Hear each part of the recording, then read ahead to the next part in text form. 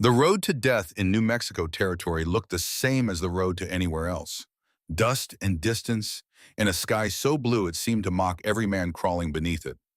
Caleb Dunn had ridden this land since before he could properly hold reins, and in all his 29 years he had never seen it this thirsty. Sacramento Mountains rose to the west like the spine of some ancient creature half buried in the earth, purple at dawn, black at noon, bleeding red at sunset. Below them, the valley floor cracked and peeled like the hide of a dying animal. Tularosa Creek, which his father always said would outlast them all, had given up sometime in May. Now it was August, and where water once ran clear over smooth stones, there was nothing but a pale scar of dried mud stretching south toward a horizon that shimmered with false promises of rain.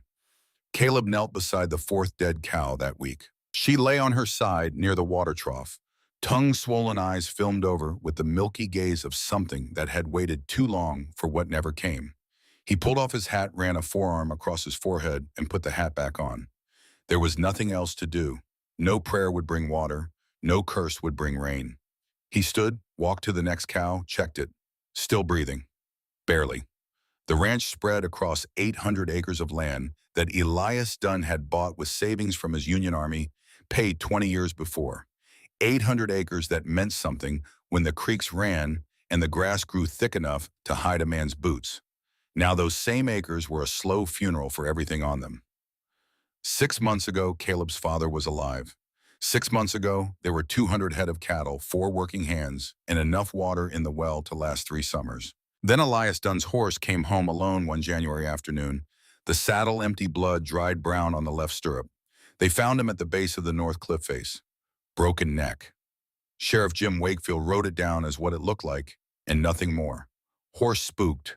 Rider fell. Accident. Caleb buried his father under the oak tree beside the house, the one where Elias used to sit evenings with his pipe, watching the sun go down behind the mountains, like a man saying goodbye to an old friend. Caleb did not cry at the grave, not because the pain was small, because Elias Dunn had raised his son the way the territory raised everything, hard, dry, and silent. Dunn men work. That was the whole philosophy. So Caleb worked. He worked before dawn and past dark. He ate standing in the kitchen, cold beans from the tin bread going stale. He talked to nobody except Walt Hadley, the old ranch hand who refused to leave even after the money dried up, and Briscoe, the dog who was too old and too loyal to know better, and Dusty, the horse who was too mean and too stubborn to care. Walt Hadley was 55 years old and built like a fence post that had survived every storm God could throw at it. Lean sun cracked with hands the color of old leather and eyes the color of old rain. He had come west with Elias in 1867 and never left. When the other hands quit because paychecks stopped arriving, Walt stayed on. When Caleb asked why, Walt said the same thing every time. Your daddy told me to watch out for you. I said I would. That's that. That afternoon, they rode the western pasture together, pushing 30 head of cattle toward the well. Work that should have taken 4 men took 2, and it showed. Caleb's shirt was dark with sweat, his arms scratched from wire. His face burned the particular shade of raw red that meant tomorrow's skin would peel. Dusty fought him at every turn, because Dusty fought everything at every turn. Walt rode alongside, hat pulled low, chewing on nothing. Creedy came by yesterday, Walt said, while you were checking the south fence. Caleb didn't turn his head. What did he want? Same thing. Land. Offered $2,500 this time. Land's not for sale. I know that. He knows that. But he keeps asking. Walt spat into the dust. Caleb, I'm not a man who sticks his nose in another man's business. But Creedy looks at this ranch the way a wolf looks at a sick calf. He's not just waiting. He's circling. Caleb pulled Dusty up short. The horse snorted. Wind came off the mountains, carrying the smell of sea oil and hot stone, and somewhere far out, a red-tailed hawk made slow circles in the thermal currents, riding the heat the way everything in this country survived, by using what would kill you. What are you saying, Walt? I'm saying your daddy's horse didn't spook on its own. Elias rode that animal 12 years, through battles, through storms, through rattlesnakes thick as your arm. That horse did not throw him because a rabbit crossed the trail. Walt looked at Caleb straight. Your daddy turned down Creedy 6 times. Then your daddy died. I'm an old ranch hand, not a detective, but I can count. The words landed somewhere deep in Caleb's chest and sat there like a swallowed coal burning slow. He had felt it. For 6 months, something about his father's death had nagged at him the way a splinter nags beneath the skin, too small to see, too sharp to ignore. But hearing Walt say it out loud turned suspicion into something heavier. They rode the rest of the way in silence. That evening, the sun dropped behind Sacramento peaks like a stone into dark water, and the sky went from blue to gold to red to black in the time it took Caleb to unsaddle Dusty and hang the tack.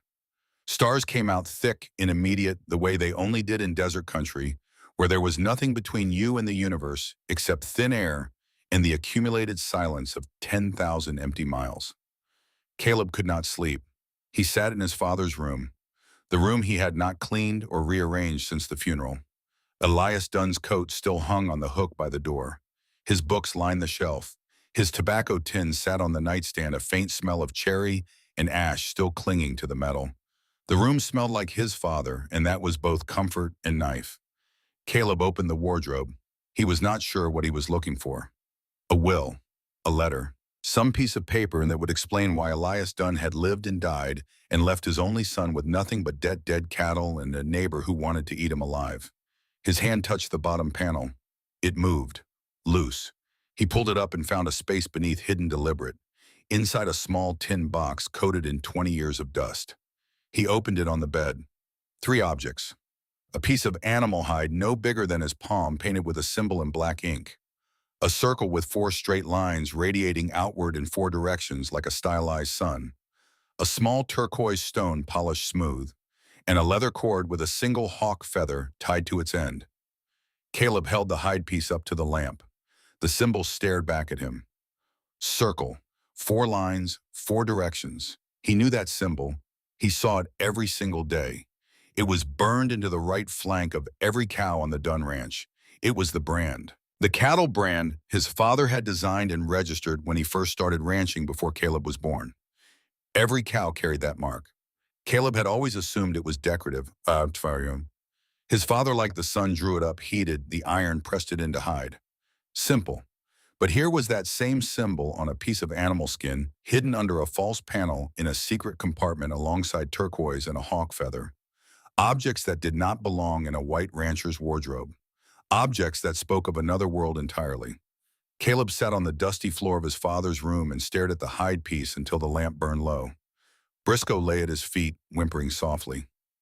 Outside, the wind moved through the sage, and the coyotes began their nightly conversation, yipping and howling across the valley like a family arguing about things no human would ever understand. His father had a secret. These 3 objects were proof of something Caleb could not yet name. And the brand that marked every animal on this ranch was not what he thought it was. He put the objects in his vest pocket, blew out the lamp, and lay down. Sleep did not come. The ceiling stared back, blank and unhelpful. And in the darkness, Caleb Dunn began to understand that he had not known his father at all. 3 days later, everything changed. Dawn came the way it always did in the Sacramento Valley, sudden and violent, the eastern sky splitting open like a wound leaking gold. Caleb was at the well hauling water for the cattle trough, arms burning from the repetition. The well had dropped another 3 feet overnight. He was pulling the bucket up from 28 feet down and getting maybe a third of what he used to. Briscoe stood up on the porch. The hair along his spine rose in a ridge. His nose pointed south. He did not bark. He whined low and steady, the sound a dog makes when it senses something that does not fit the usual order of the world. Caleb looked. 3 figures on the south trail. Walking. No horses. Moving with the slow, deliberate pace of people who knew exactly where they were going and had been going there long before anyone built a fence to stop them. As the early light sharpened, he could make out the details. 3 women. Buckskin clothing. Black hair. Apache. Caleb set the water bucket down. His right hand went to the pistol at his hip, automatic, the reflex of every man raised in border country, where the word Apache meant lock your doors and check your ammunition. But the hide piece in his vest pocket, which he had carried every day since finding it, seemed to grow warm against his chest. Walt appeared at the barn door, hammer in one hand, rifle in the other. He looked at the 3 figures, looked at Caleb. Set the hammer down. "Apache," Walt said. Not warning, confirmation. I see them. The three women stopped 40 paces from the fence line, far enough to show they were not trespassing, close enough to speak. Caleb studied them through the harsh morning light. The one in the center was old, small, straight-backed with hair white as mountain snow, tied back in leather wraps. Her face carried the deep lines of decades under desert sun, but her eyes, even from this distance, burned with the kind of sharpness that age does not dull, but refines. She wore a buckskin dress faded soft from years of wear, a leather medicine pouch at her waist, moccasins worn almost through at the soles. She stood the way old trees stand in wind country, rooted, unmovable, patient. To her right, a young woman, perhaps Caleb's age, perhaps younger. Black hair falling loose past her waist, catching the light with a blue-black sheen. Her face was striking in the way canyon walls are striking, strong, angular, belonging to this land, in a way that Caleb, for all his years here, could never quite claim. High cheekbones, dark eyes that held the look of an unbroken horse, proud and watchful and ready to run or fight depending on what the next second brought. Her shoulders were broad for a woman, her arms muscled. A coiled rope of woven agave fiber hung from her belt. To the old woman's left, a third, lean as a blade, hair cut short to the shoulders, a marker Caleb would later learn meant mourning. She carried a bow and quiver across her back, a knife at her waist, and an expression that said she had already calculated 15 ways to kill everyone in this yard and was simply waiting to see if any of them became necessary. Her eyes moved constantly, scanning fence house barn, Caleb the gun at his hip, the dog, the position of the sun. Everything assessed, everything filed. The old woman spoke first. Her English was slow-accented, but clear as creek water. Son of Elias. Not a question. She knew who he was. Caleb opened his mouth, closed it, opened it again. You know my father. I am Dakea. She placed a hand on her chest. Your father called me friend. 20 years. She looked straight into his eyes with a gaze that felt like being read. He is dead. We need what he kept. Silence. Desert wind moved between them, carrying the smell of creosote and sun-baked stone. Briscoe whined again, but did not bark. The old dog seemed to sense what Caleb was only beginning to feel, that these women were not a threat. They were a key to a door he did not know existed. Caleb reached into his vest pocket and pulled out the hide piece, held it up so they could see. I found this 3 days ago. Dakea looked at it. Her face did not change, but something moved behind her eyes. Quick, controlled. The kind of emotion that 55 years of survival had taught her to keep locked behind stone. So you found it, she said simply. We came to take it back. Both pieces, before the wrong hands find them. Both pieces. Dakea held out her own hand. On her palm lay another piece of animal hide. Same size, same ink, same sun symbol. Caleb realized with a jolt that shook his whole frame the two pieces were not copies. They were two halves of one whole. Before he could speak, before any of them could move it to what came next, Briscoe barked. Sharp, urgent. From the east dust rising, two riders coming fast along the fence line trail. Caleb recognized them instantly. Boone Tacker Harlan, Creedy's foreman. Tall, thin face like cured jerky eyes like river ice. And one of Creedy's hands riding alongside. The situation went bad in the space of a heartbeat. Tacker was the kind of man who would shoot an Apache without asking her name. If he saw 3 Apache women on Caleb's land, he would either kill them or report them or both, and every outcome ended in disaster. Caleb looked at the 3 women, looked at Tacker riding closer, looked at the hide piece in his hand, looked at the brand burned into the fence post beside him. The sun with 4 rays, the same symbol his father's mark on everything he owned. 3 seconds, maybe 4. His mind split 3 ways. First instinct, let Tacker handle it. 3 Apache on his land. Sheriff takes them, problem solved. Second instinct, his father kept these women secret for 20 years. There was a reason. Third instinct, Walt just told him that Tacker's boss might have killed his father. And Tacker was the man Creedy sent to do things that needed doing. The young woman with the long hair, the one called Nolan, stepped forward. Her eyes narrowed. Her hand went to the rope at her belt. We do not hide, she said. Her English was rougher than Dakea's, but the meaning was diamond clear. Caleb made his decision. Walt, take them inside, back door. Walt looked at him, just one beat. then nodded. The old ranch hand moved to the three women and guided them toward the kitchen entrance with the calm efficiency of a man who had lived long enough on the border to know that sometimes you act first and ask questions after. Tacker reined up at the gate, dust settling around his horse's legs. Done, early to morning. See anybody come through? Nobody. Caleb stood in the middle of the yard, hands loose at his sides, face flat as the desert floor. What do you need? Tacker's eyes swept the yard, barn, house, the kitchen door that had just closed. Boss wants to talk about the land offer. His gaze came back to Caleb and stayed. And there's reports of Apache activity south of here. 2 of our men saw tracks near the dry creek. Creek's been dry since May. Nothing there. Technical truth, the creek was dry. Caleb did not lie. He simply did not say everything. Tacker watched him for several seconds with the eyes of a man who had once tracked Apache for the cavalry and knew what fresh moccasin prints looked like on sandy ground. Then he pulled his horse around. Tell Creedy I'm not selling, Caleb said. Tacker smiled. The smile did not reach his eyes. He'll be disappointed. Not a question, a prediction. When the dust settled and the hoofbeats faded east, Caleb walked to the kitchen door and opened it. 3 women stood inside his father's house. Gaucher, the lean one with the bow, had her back against the wall, knife-drawn eyes bright in the shadows. Nalin stood in front of Dakea, shielding her. Dakea stood behind them both, the calmest person in the room by a margin wide enough to drive cattle through. Walt leaned against the stove, arms crossed, expression neutral. He had already made his assessment and apparently found it acceptable. Silence filled the kitchen, like something you could touch. Caleb set both hide pieces on the table, side by side. Then he looked at Dakea. Tell me everything.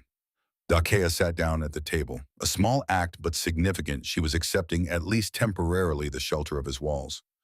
Nalin remained standing behind her. Gaucher stayed in the corner, but sheathed her knife. A concession. Dakea told the story the way she did, everything precisely without decoration, and only in response to direct questions. How did you know my father? 20 years ago, your father found our camp near the South Spring. Our band, 25 people, most women and children. We were not at war. We were living. The reservation at Mescalero is a prison without walls. Bad land, short rations, sickness. We chose freedom. Freedom meant danger, but we chose it. What happened when he found you? He raised his gun. Dakea said it the way you report weather. Then he lowered it. He saw children in camp. He said he does not shoot where children stand. A pause. That was enough. Caleb recognized his father in those words. Elias Dunn, hard as mountain granite, but incapable of cruelty toward anything weaker than himself. What was the covenant? Dakea placed her hide piece next to Caleb's. The 2 halves fitted together like hands clasping. When joined, the sun symbol was complete, and beneath it, in small careful script, half English and half Apache markings, 10 words, water shared. Southland never sold. Both sides keep word. Not a diary, not a letter, just 10 words on animal skin. The most stripped down covenant 2 people could make, requiring no lawyers, no witnesses, no authority beyond the mutual decision to trust. Your father showed us the underground water, Dakea said. A spring deep beneath the South Mountains. Our people knew it for generations. Water that never dries, even in the worst drought.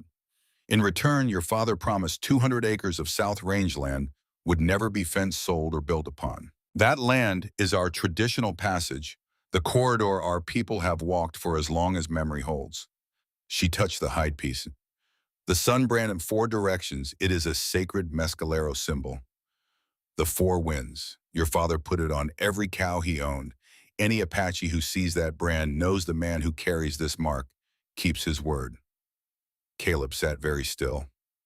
20 years.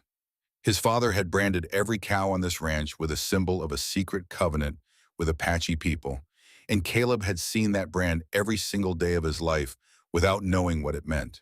The ground beneath his understanding of everything shifted. Like discovering the painting you have looked at your whole life has been hanging upside down. Why did you come now? Because your father is dead.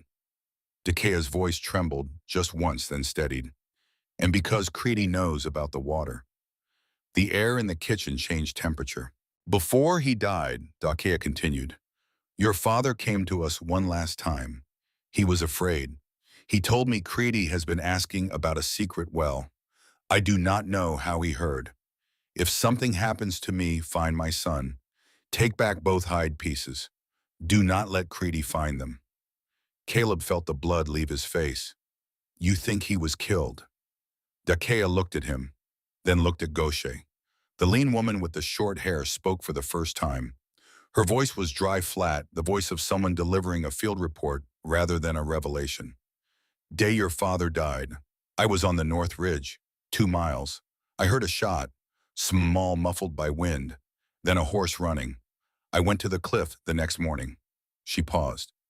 3 horses had been there, your father's horse and 2 others. Your father's horse was driven into a corner of the cliff. The other 2 blocked escape. Meaning his horse did not spook on its own. Someone drove it, forced it toward the edge. Gaucher looked at him directly, and for the first time Caleb felt the full weight of those eyes. They had seen things that would break most people, and they had survived by turning soft tissue into stone. Hoof prints. I know hoof prints. One of the other 2 horses wore iron shoes marked with the letter C. The letter C, Creedy's brand. Every horse in Harlan Creedy's stable wore shoes stamped with that letter. It was how ranchers marked property. Caleb stood up. The chair scraped against the wood floor. He walked to the door, stood out on the porch, gripped the railing until his knuckles went white. The sun was fully up now, burning the valley floor into a haze of heat and light. His cattle stood in thin shade near the barn, too tired to move, too thirsty to care. His father was murdered. By Creedy's man, probably on Creedy's order. Because Elias Dunn kept a promise to 3 Apache women about water and land and a symbol burned into cowhide. Behind him in the kitchen, Nayland said something to Dakea in Apache low and rapid. Dakea answered. Then Nayland came to the porch and stood near Caleb. Not close, but close enough that he could feel her presence, the way you feel a fire when you stand near it, without looking. My grandmother says, Nayland translated, her voice serious, careful with each English word, grief needs time. But the covenant does not wait. Creedy is taking the water. His cattle grow fat while yours die. He wants your land, then he wants ours. Caleb turned to look at her. For the first time he truly saw her. Not Apache woman as a category, but Nayland as a specific person with dark, sharp eyes and a jaw set in challenge that seemed to say, what will you do, talk or act? The covenant, he said slowly. My father promised 200 acres. Water, protection. Will you keep it? Caleb looked out at the ranch. Thin cattle, dry, well-broken fences. Then east toward Creedy's land, green and fat and prosperous. And now he knew the price of that prosperity. Now he knew what it was built on. I'll keep it, he said. Not loud, not dramatic, just 2 words heavy as the stone beneath his boots. Nayland studied him a moment longer. Then she nodded. A small motion. She turned back into the kitchen and spoke to Dakea in Apache. Dakea appeared at the door. She looked at Caleb, and for the first time he saw on her face something that was not yet trust, but was perhaps the space where trust might eventually grow. Then we have work to do, Dakea said. That evening, Caleb rode into Tularosa for supplies. The town sat in the valley floor, 400 souls, in a single main street of packed dirt lined with a general store, a saloon, the sheriff's office, a church, a post office, and a blacksmith. Small enough that everyone knew your business before you did. At Martha Pruitt's general store, the gray-haired proprietor pulled him aside as she set his provisions on the counter. Caleb Dunn Boone Tacker was talking at the saloon. Says there are Apache tracks near your ranch. People are nervous. Apache tracks are everywhere out here, Mrs. Pruitt. This was their land before it was ours. Martha fixed him with a look sharp enough to cut wire. Don't get smart with me, boy. Your father always had his reasons about Apache, too. Look where that got. He did. The words hit, and Caleb stiffened. Martha saw it soften. I don't mean harm, just saying be careful. These times standing near Apache is standing alone. On the ride home, Caleb met the man he least wanted to see. Harlan Creedy himself alone on the East Trail, mounted on a white Andalusian that cost more than Caleb's entire herd. No tacker, no hands, just Creedy, 52 years old, silver-haired, straight-backed as the day he left the army. His face was a landscape of hard decisions. Deep lines, cold blue, gray eyes, a jaw that looked like it had been carved from the same stone as the mountains behind him. Caleb. Creedy's voice was warm, polished, the voice of a man accustomed to being listened to. Ride together a stretch. They rode side by side in silence for a full minute before Creedy spoke again. I know you don't like me. That's all right, your father didn't like me either. At least not the last 10 years. My father didn't talk much about you. No, he wouldn't have. Creedy looked straight at the trail ahead. But you should know your father and I were friends once, real friends, not the neighbor kind. Caleb turned his head. First New Mexico Cavalry, Civil War. I shared my last bread with Elias at Glorieta Pass. He saved my life at Apache Canyon. Creedy laughed a sound without joy. Ironic name considering. After the war, we came out here together, bought land together, built ranches together. I was best man at his wedding.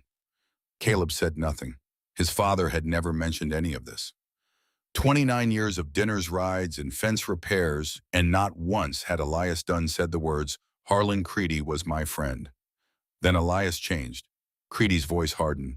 Started talking about understanding the Apache, respecting their land, sharing water. Sounded like a saint.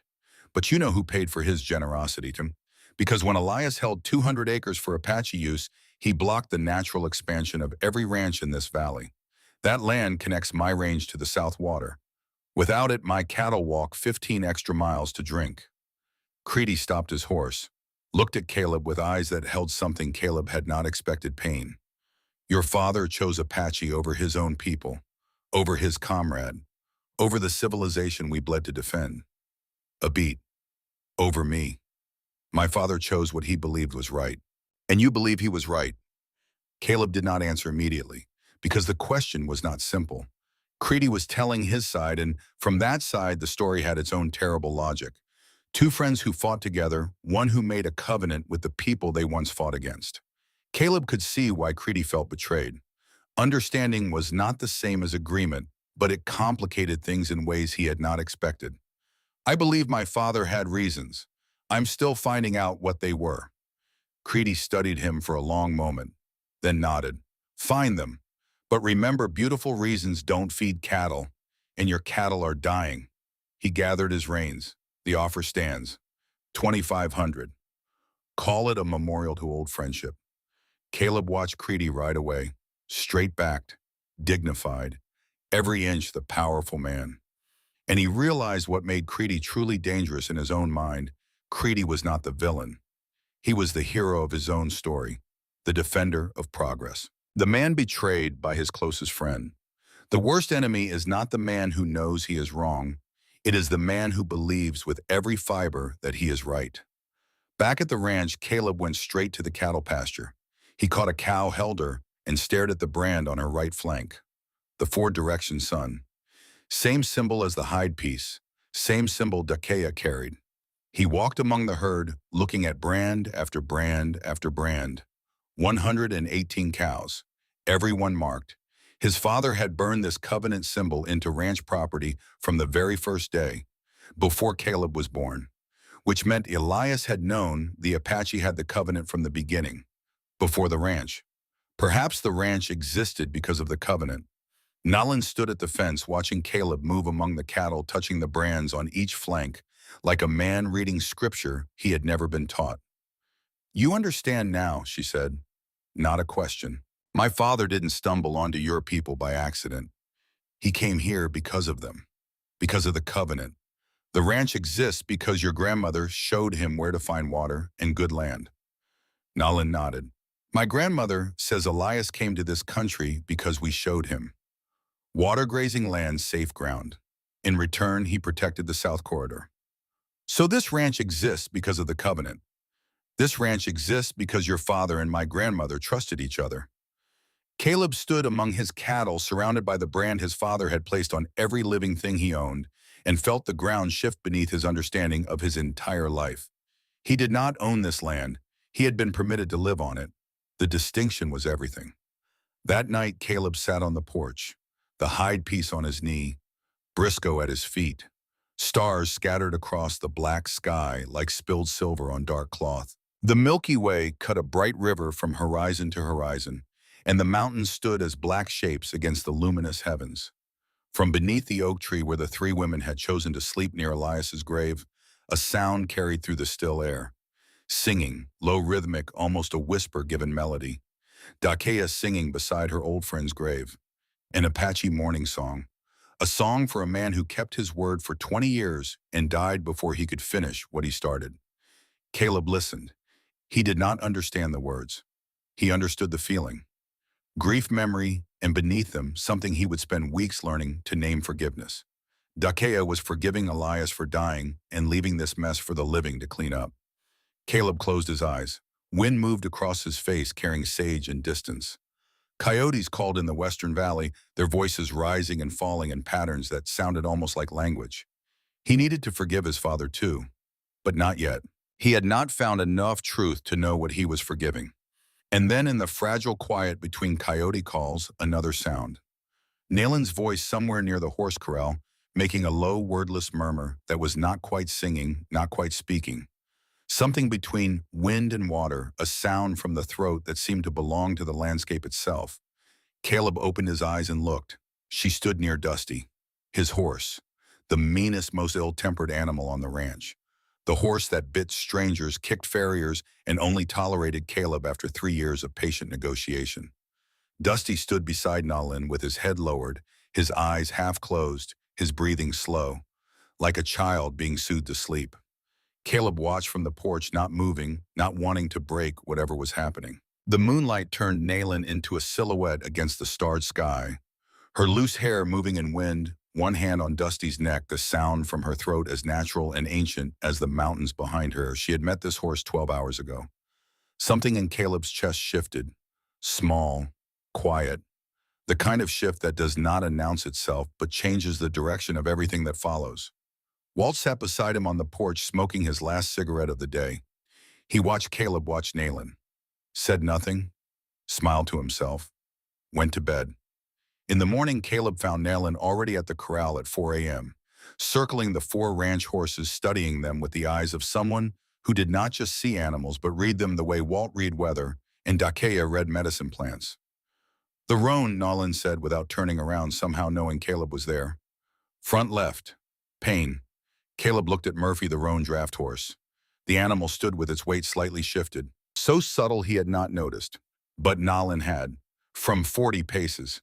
He walked to Murphy, lifted the front left hoof, found a small stone wedged beneath the shoe beginning to cause inflammation. He had missed it, Nalin had not. "How did you see that from over there?" A horse in pain walks different. Shoulder shifts to compensate. "You did not see because you look with your eyes." She finally turned around. Morning light hit her face and Caleb saw her clearly for the first time without the filter of crisis or confrontation. Skin the warm brown of desert earth after rain, cheekbones high as mesa ledges, a small scar at her chin from some encounter with a horse that had not gone well. "I look with my whole body." "You know horses. Better than you." No arrogance, simple fact. They looked at each other. A brief moment in which two people who work with animals recognized a fellow practitioner. The kind of respect that men over 60 understand deeply. You do not admire someone for their words. You respect them for what their hands can do. Then the first argument. Caleb began reshoeing Murphy in the standard farrier method, hammer and nails and iron. Nalen's brow furrowed. "You nail iron onto its feet." "Horseshoes.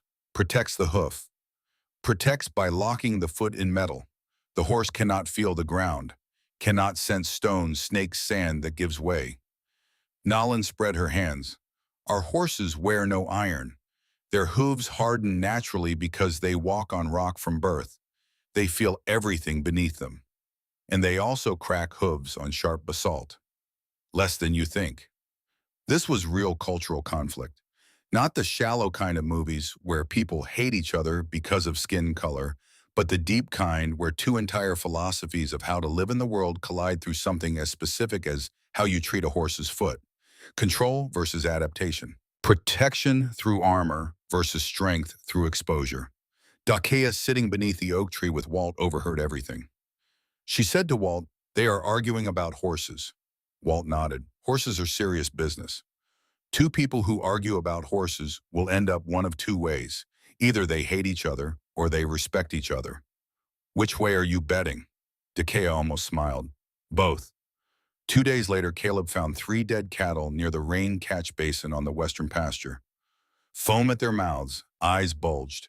The water in the basin was slightly off color with a thin film on the surface. He knelt, dipped a finger and raised it to his nose. Chemical, not natural. Gaucher appeared beside him like a shadow he had not seen. She knelt, smelled the water, stood immediately face dark as storm. Arsenic, she said, in the water.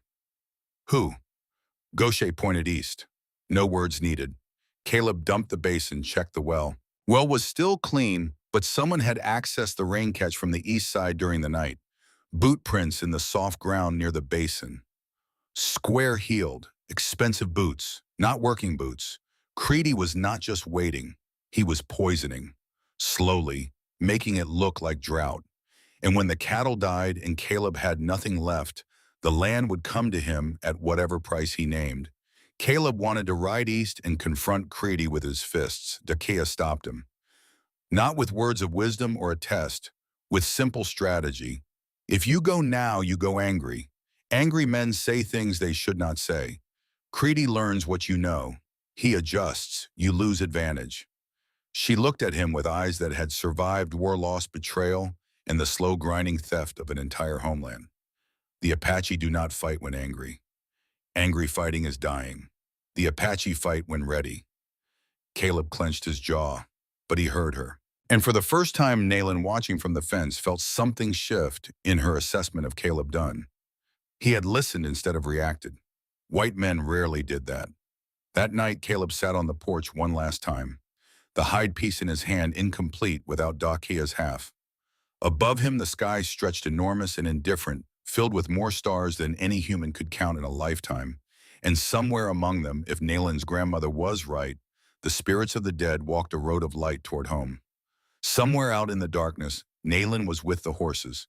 He could hear her voice, the low sound she made, the one that calmed wild things. It carried through the night air the way sage smoke carries, thin and everywhere, and impossible to hold. Caleb closed his eyes. Tomorrow he would begin learning what his father really was. Tomorrow he would choose whether to keep a covenant he had never made with people he had been taught to fear against a man who had the money and the power and the fury to destroy him. But tonight, for the first time in 6 months, the ranch did not feel empty. And that, Caleb Dunn thought, as the coyotes sang and the stars turned slowly overhead, was either the beginning of salvation or the first step into a trap he would not survive. Either way he was going. Dakea did not lead Caleb to the water right away. She was not ready.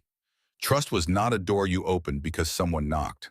It was a wall you took down one stone at a time, and some of those stones had been cemented in place by 200 years of broken treaties and burned villages, and promises that evaporated faster than rain on desert rock.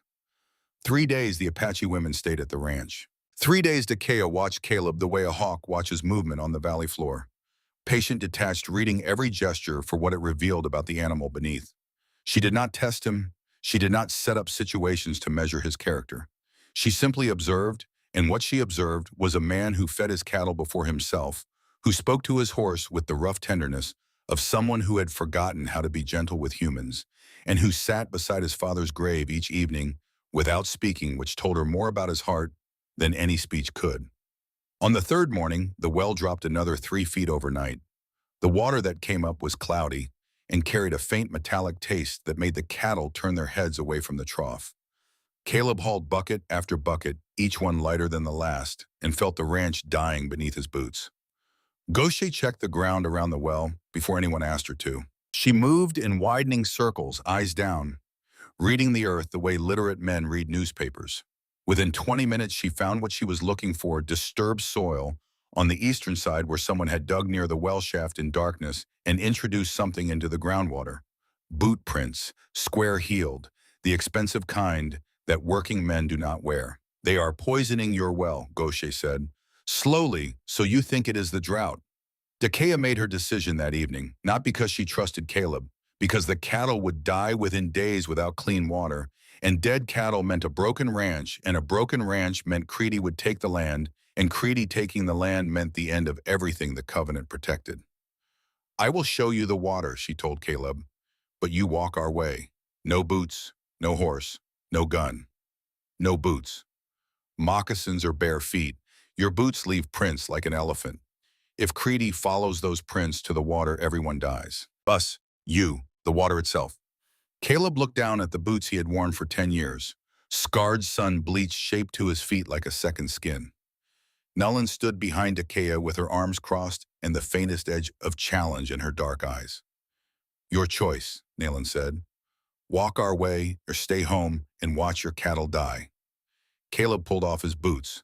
The journey south took 4 hours across terrain that Caleb had lived beside his entire life, but never crossed on foot. There were no trails, no markers, just Achaia walking ahead with the certainty of someone following a road that existed only in memory passed down through generations, invisible to anyone who had not been taught to see it. Nalin walked beside Caleb, not by preference but by necessity, because he needed instruction in how to move through desert without announcing himself to every tracker within 5 miles. "Step on stone," she told him as they left the ranch and entered the granite country south of the fence line. "Never sand. Sand holds footprints. Stone does not." Caleb looked at his bare feet, white below the ankle, where boots had always covered them, soft-soled, from a lifetime of leather protection. The moccasins of all 3 women were thin, flexible, gripping the rock like a second layer of skin.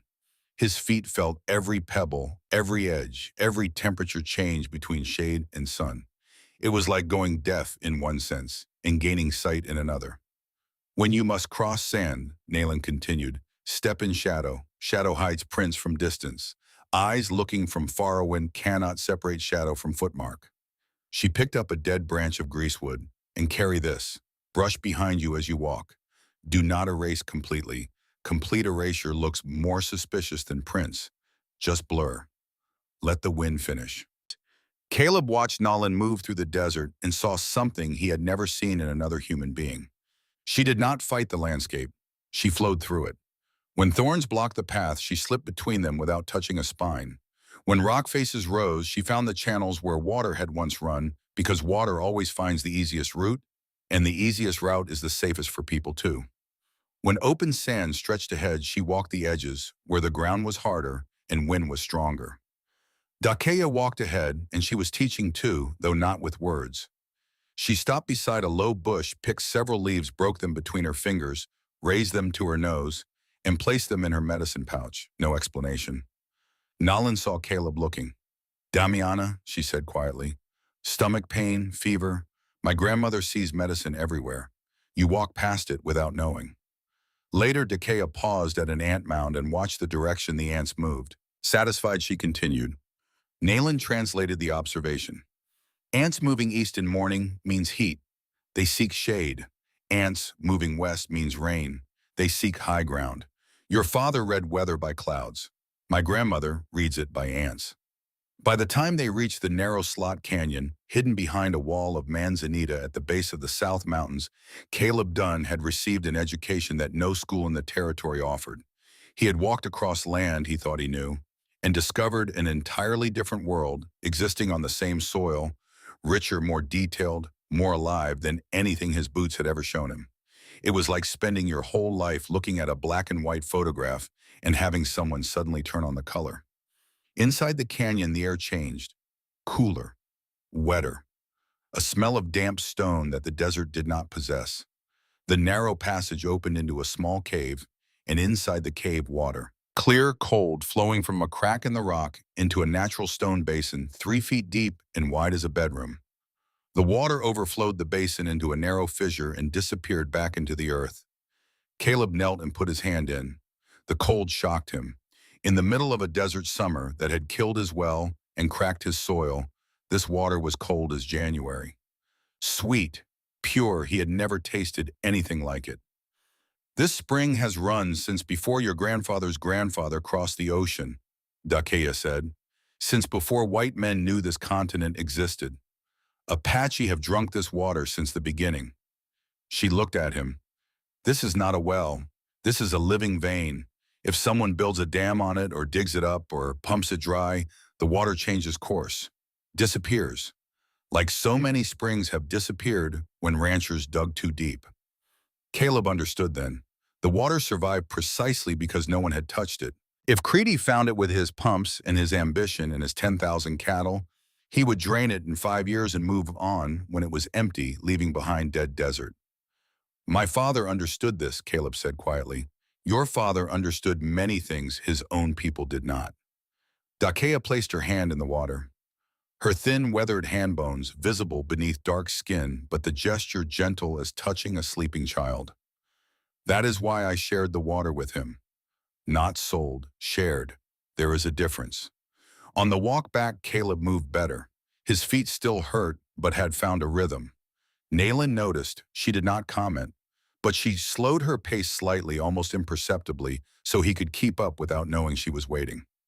Dakea saw this too. She said nothing, but her eyes narrowed in the expression that meant she was filing something away for consideration. The next problem was practical. 118 cattle needed water, but Caleb could not run a visible channel from the hidden spring to his ranch without creating a trail that Tacker would follow straight to the source. Nayland proposed the solution. Do not bring water to cattle, bring cattle to water. 118 head across open desert. Not all at once, 20 at a time, along the dry creek bed where the stone hides prints. At night, when it is cool and cattle lie, walk farther without tiring. Nobody herds cattle at night. Apache have moved horse herds at night through cavalry territory for 30 years, 200 at a time, undetected. The challenge in Nalin's eyes was unmistakable. Keep up or stay behind. That first night drive changed everything. New moon darkness thick enough to feel against the skin, thin enough to navigate by starlight. Caleb, Nayland, and Walt pushed 20 head of cattle down the dry creek bed toward the South Canyon. The creek bottom was all stone, smooth river rock that held no prints and reflected no light. Nayland rode ahead on a ranch horse she had gentled in 3 days, riding without saddle, without reins, guiding the animal with her legs, in a low voice that seemed to communicate directly with something ancient in the horse's brain. Caleb had seen her ride in daylight and been impressed. At night, she became something else entirely. Horse and rider moved as one creature, dodging stones, sensing rattlesnakes, coiled in dark crevices, finding paths through mesquite thickets that Caleb could not see until he was already through them. Caleb rode Dusty on the right flank of the small herd. A bull decided halfway through the drive that it no longer wished to participate. It stopped, turned, and pulled 5 cows with it. Caleb did what ranchers do, yanked reins, spun Dusty around, shouted, tried to force the bull back into line. Nayland hissed from ahead, a short, sharp sound of urgent command. Hadi! Quiet! Caleb froze. Nayland rode back to the bull slowly, calmly. She did not shout, she did not force. She made the low sound from her throat, the one Caleb had heard her use with horses, steady and rhythmic as a heartbeat. The bull looked at her, ears forward. She rode past it at a walk, and the bull, instead of being forced, followed her, voluntarily. Cattle also listened, she said as she passed Caleb. No further explanation required. Walt on the left flank looked at Caleb with an expression that clearly said, do not argue. Learn, 6 nights, 6 drives. All 118 head watered at the spring and returned before dawn. No tracks, no detection, and in the process of working beside Nayland through darkness and exhaustion, and the particular brand of stubbornness that both cattle and the people who manage them share, something formed between Caleb and Nayland that was not yet love, but was the foundation on which love could be built. Respect earned through shared labor, the kind of bond that does not need moonlight or poetry, only the knowledge that the person beside you will not quit when things get hard. Then Creedy escalated. The Tularosa town, well, the main water source for 400 citizens, was poisoned. Arsenic. 15 people fell sick. 2 horses died. A 5-year-old girl named Lily Pruitt, granddaughter of Martha the shopkeeper, collapsed with fever and could not stand. Doc Emery Walsh, the town physician, tested the water and announced the finding to a crowd already hot with fear and drought and the accumulated tension of living on the edge of Apache country during the final years of the Apache Wars. And right on schedule, Boone Tacker produced evidence, a fragment of Apache pottery found near the well. Sheriff Wakefield held it up before the crowd at the saloon. The town erupted. Men shouted for blood. Someone called for the cavalry. Tacker stood at the edge of the crowd with the satisfied calm of a man watching a fire he had set burn in exactly the direction he planned. Harlan Creedy stood at the opposite edge, silent, watching. He did not shout, he did not incite. He simply stood there and let other people carry the torch he had lit. That was how Creedy operated. He did not burn houses. He gave other people the matches. But one detail mattered. When Doc Walsh mentioned that little Lily Pruitt was near death, Creedy's face changed. Just a flicker, quick as a snake's tongue. He had not planned for a child to be poisoned. Tacker had acted on his own initiative with the arsenic escalating beyond what Creedy had authorized. Creedy wanted Caleb broken, wanted Apache removed from the region, but he had limits. Those limits had just been crossed, and he was angry at Tacker almost as much as at anyone else. But Creedy did not pull back. Pulling back meant admitting error, and men like Harlan Creedy did not admit error. They pressed forward, accepted consequences, and convinced themselves that the end justified whatever damage the means had caused. Word reached the ranch through Doc Walsh, who rode 10 miles to warn Caleb. Patrol coming tomorrow, 18 men, Tacker leading. If they find Apache here, Caleb. He did not need to finish. Caleb called the meeting. 5 people around the kitchen table. Himself, Walt Dakea Nalin Gaucher. They're coming tomorrow, 18 armed men. Gaucher spoke in Apache. Nalin translated. Gaucher says we leave. Go into the mountains. They will not find us there. Dakea shook her head slowly. If we run, Creedy wins. He knows we are here. He will not stop looking, and every time we run, the land shrinks. So we stay and fight, Nalin asked. 18 against 5, Walt said from his corner. I can count. Caleb was quiet for a long moment. Then, we don't fight. We don't run. I go out and talk. Talk about what? The truth that you are here, that my father invited you, that you did not poison the well. Gaucher spoke again in Apache voice, sharp. Nalin translated, her dark eyes bright. Gaucher says when a white man tells white men the truth about Apache, only one result. Both sides die.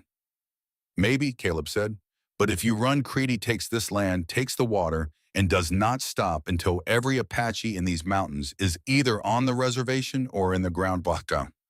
Silence, then Dakea nodded, heavy, slow, the nod of a woman who had calculated every risk and found all of them terrible. They came the next afternoon, 18 riders, rifles across saddles, faces red from sun and whiskey. Tacker at the front on his black horse, the one Gaucher had confirmed wore shoes stamped with the letter C. Sheriff Wakefield beside him, looking like a man being dragged to his own funeral. Caleb stood on the porch, alone. Behind him, the house. Inside, Dakea at this kitchen window. Gaucher upstairs with her bow drawn. Nalin at the back door with horses ready. Walt in the barn with his rifle covering the rear. Old hands steady, Caleb walked off the porch, through the yard, past the fence. He stopped between the riders in his house and stood there with one pistol on his hip and his hands empty at his sides. There are 3 Apache women on my land. My father brought them here 20 years ago. They did not poison your well. Anyone who wants to harm them goes through me first. The silence that followed lasted long enough for a hawk to cross the sky above them. Then the shouting began. Your daddy brought Apache here. You're harboring the enemy. Dunn, you've lost your mind. Tacker drew his pistol, pointed skyward, but the message was a bullet in its own right. Step aside, Dunn, we'll search ourselves. No, And then from behind Caleb, the front door opened. Dakea stepped onto the porch, small, white-haired, straight-backed, unarmed. She walked down the steps and stood beside Caleb in the yard facing 18 mounted men with nothing but her voice and 55 years of survival. We did not poison your water, she said. Her voice carried farther than her small frame should have allowed. Apache do not poison water. Water feeds all living things. Apache white people cattle grass. To poison water is to poison yourself. This is not belief, it is fact. The silence that followed was different. The kind of silence that falls when truth is too simple to argue with. Then Martha Pruitt arrived. She had not been part of the patrol.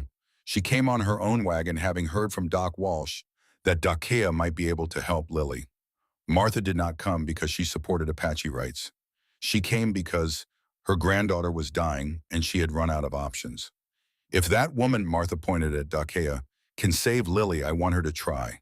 Anyone who stops me answers to me. The crowd split. Half wanted to continue, half wavered. Sheriff Wakefield found just enough courage for one sentence. Everybody go home. I will investigate. Nobody dies today. They dispersed, slowly, reluctantly. Tacker looked at Caleb as he turned his horse. This isn't over. I know. That night, Dakea went to Martha Pruitt's home above the general store. Nalin went with her carrying medicine herbs. Gaucher stayed at the ranch. Someone must watch. Tacker will come back tonight, she said, and she was right, though the man she spotted on the ridge at midnight turned back when he saw her silhouette on the barn roof with a drawn bow against the stars. In the small bedroom above the store, Lily Pruitt lay soaked in sweat, skin pale as chalk, breathing shallow. Martha sat beside her, holding her granddaughter's hand, eyes red from 3 days of crying. Dakea knelt by the bed. She placed her hand on Lily's forehead gently, the same way she had touched the water in the sacred spring. She closed her eyes and listened not with her ears but with her fingers, with the accumulated knowledge of a lifetime spent reading the body's language. High fever. The liver is fighting. It needs help. She opened her medicine pouch. Inside, small packets of dried leaves, roots, seeds, bark, each wrapped in corn husk. She identified each by touch and smell, not needing light. Nalin heated water on the stove. Dakea prepared her remedies with the efficiency of long practice. She ground roots with a small stone mortar she carried everywhere, added dried leaves, added drops of water, mixed until the paste was smooth and smelled of earth and bitterness and something green that the sterile medicines of Doc Walsh's practice could not replicate. Then she began to sing, very softly, not a magical incantation, a lullaby. The kind of song that every grandmother in every culture on earth has sung to sick children since the beginning of time. A song whose purpose was not supernatural but practical. The calm, steady rhythm of a healer's voice transmits itself to the patient the way a mother's heartbeat transmits itself to a baby in the womb. Martha sat frozen, watching a scene that everything in her life had taught her to fear. An Apache woman in her home touching her granddaughter, singing in a language she could not understand. But the voice was so gentle, so steady, so completely devoid of threat, that Martha could not be afraid of it. It sounded like her own grandmother, dead 30 years, humming beside her childhood bed. Dakea applied the herbal mixture to Lily's forehead, neck, and chest. She placed a cloth soaked in herbal water across the child's stomach, where the liver fought its battle. She continued singing, her hand resting lightly on the girl's brow. 30 minutes passed. Lily's sweat changed from cold to warm. Her color shifted from white to the faintest pink. Her breathing deepened, steadied, found a rhythm that matched Dakea's song. Lily opened her eyes, looked up, saw a face she had never seen before. Brown skin, white hair, bright eyes, and a landscape of wrinkles. The child did not cry. She smiled. The weak, exhausted smile of a small person who has been somewhere dark and has just seen light. Grandma, who is she? Martha's voice cracked like dry wood. She is a friend, Lily. She came to help. Dakea stood, packed her herbs, left instructions for Martha. 3 times a day, 5 days the herbal tea. If the fever returns, send someone to the Dunn Ranch. Then she did something unexpected. She placed her hand over Martha's hand where it held Lily's. The touch lasted 3 seconds. 2 grandmothers, one white, one Apache, connected through the bed of a sick child. And in that moment, every border between their worlds meant nothing at all. In the weeks that followed, the slow burn between Caleb and Nalin continued to build, not through romantic gestures, but through the accumulated weight of shared work. They repaired fences together. They moved cattle together. They built the secret water channels together, and in the daily friction of collaboration, the walls between them thinned in ways that neither controlled. Caleb noticed that Nalin always drank water last. After Dakea, after Gaucher, after the horses, he began handing her the water skin first without explanation. She noticed, said nothing. Nalin noticed that Caleb repaired the fence nearest where the Apache women slept before repairing the fence near the cattle. Protection of people before property. She noticed, said nothing. One afternoon, a wild horse ran across the south pasture. Beautiful, fast coat, the color of red clay mane streaming. Nalin watched it with an expression Caleb had never seen on her face, pure, uncomplicated joy. She looked younger. She looked free. You want to catch it? He asked. Not catch, invite. She looked at him. A wild horse is not caught. It chooses to stay. If you are patient enough, respectful enough, it comes to you on its own. Like people. Nalin looked at him, longer than usual. Like people, she agreed, then turned away, but slower than she normally would. Then Gaucher acted. She had been watching Creedy's ranch for 5 consecutive nights without telling anyone, mapping guard schedules, memorizing which paths were lit, which were dark, where the dogs slept, who drank too much whiskey and fell asleep on watch. On the 6th night she went in. Gaucher moved through Harlan Creedy's ranch the way water moves through stone, finding cracks, avoiding obstacles, making no sound. Her moccasins on packed dirt produced nothing. Her breathing was controlled, measured, invisible. She had spent her life learning to be unseen, first as a tracker, then as a survivor of the night soldiers came and took everything she had. Past the sleeping guard with his empty bottle, past the horse corral, where the animals sensed her approach but did not startle because she knew how to move near horses without triggering alarm, to the storage shed behind the bunkhouse. She searched with speed and method. She knew what she was looking for. When Dakea told the story of Elias's death, when Caleb described his father's horse and gear, one detail had lodged in Gaucher's mind like an arrowhead in wood, the riding crop. Elias had a handmade leather crop with his initials carved into the wooden handle. If Tacker had killed Elias, the crop would be somewhere. Trophy or forgotten evidence, it would exist. She found it in 5 minutes, shoved in a corner beneath old rope covered in dust. A riding crop handle carved with the letters ED, broken in half. Dark stains on the leather end that could have been rust, but were not rust. Gaucher took it, placed it inside her tunic, and left the way she came. Same path, same silence. No one saw her enter. No one saw her leave. When she returned to the Dunn Ranch at 3 in the morning, she placed the broken crop on the kitchen table where Caleb would find it in the morning. Then she went outside to the oak tree, sat beside Elias Dunn's grave, and spoke to a dead man in Apache. Quietly, almost inaudibly. The first time she had spoken to any dead person since the night she lost her husband and son. Dakea lay awake in the dark beneath the tree and heard. She did not interrupt. She knew what Gaucher was doing, the thing she had not done for 2 years, the thing that grief had locked behind walls of stone and silence. Gaucher was speaking to the dead. Not her dead, not yet, but speaking to someone else's dead was a beginning, the first crack in the wall.